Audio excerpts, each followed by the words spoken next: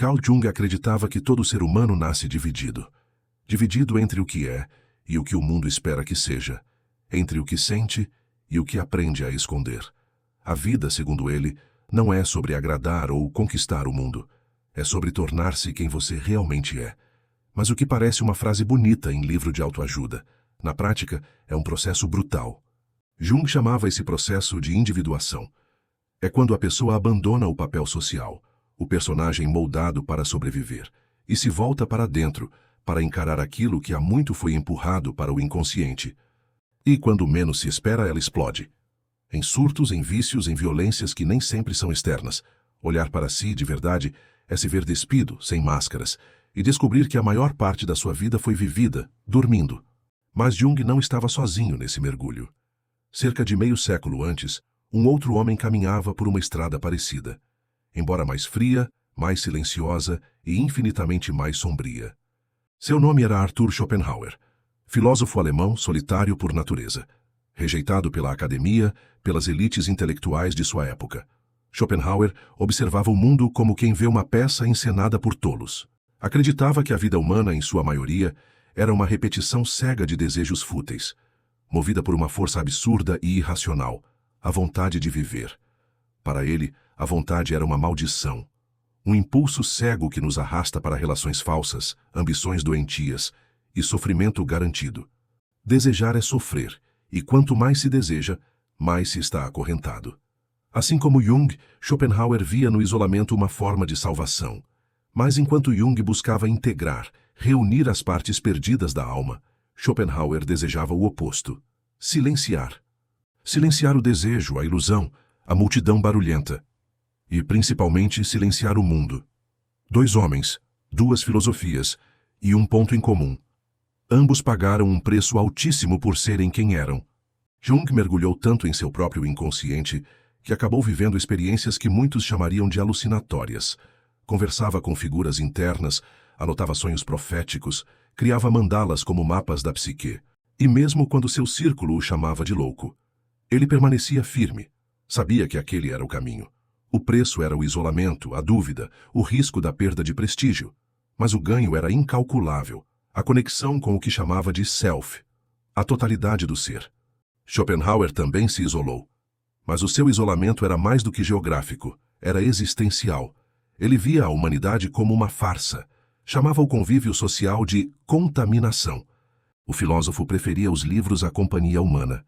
Preferia a misantropia à hipocrisia. Viu no celibato, na renúncia e na contemplação solitária o caminho que lhe permitiria ser fiel a si mesmo.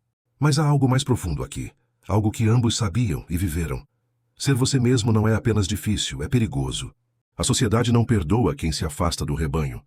Não perdoa quem se recusa a seguir o roteiro. O rebelde é ridicularizado, o sensível esmagado, o diferente marginalizado. Schopenhauer escreveu sobre isso com brutal clareza. Assim que comecei a pensar, entrei em discórdia com o mundo. E completou: nunca encontrei alguém que fosse realmente um ser humano, apenas criaturas sofríveis, de cabeça limitada e coração ruim. Jung, por sua vez, foi mais generoso. Acreditava que havia algo de essencial no humano, algo que poderia ser curado, integrado, iluminado. Mas nem por isso deixou de sofrer com o peso da incompreensão. Sua separação com Freud foi traumática. Foi visto como místico, como um desvio da psicologia séria. Mas Jung não queria ciência fria. Ele queria significado, e por isso mergulhou nos mitos, nos símbolos, nas religiões antigas, procurando ali as chaves para entender a alma moderna. Ele acreditava que os mitos eram mapas para a individuação, e que todo ser humano está vivendo, mesmo inconscientemente, a jornada do herói, aquela em que é preciso sair do conforto, encarar o caos, encontrar o próprio poder e retornar ao mundo, transformado. Mas nem todo mundo quer se transformar. A maioria prefere repetir. Preferem o conforto da ignorância à dor da verdade. E é por isso que Jung e Schopenhauer, mesmo tão diferentes, acabam se encontrando num mesmo destino: a solidão dos lúcidos. A solidão de quem vê demais, de quem sente demais, de quem vive não para acumular, mas para entender. E aí vem a pergunta que ecoa no silêncio: vale a pena? Vale a pena abrir mão da segurança, das certezas, da companhia? só para seguir um caminho que ninguém vê? Vale a pena tornar-se inteiro.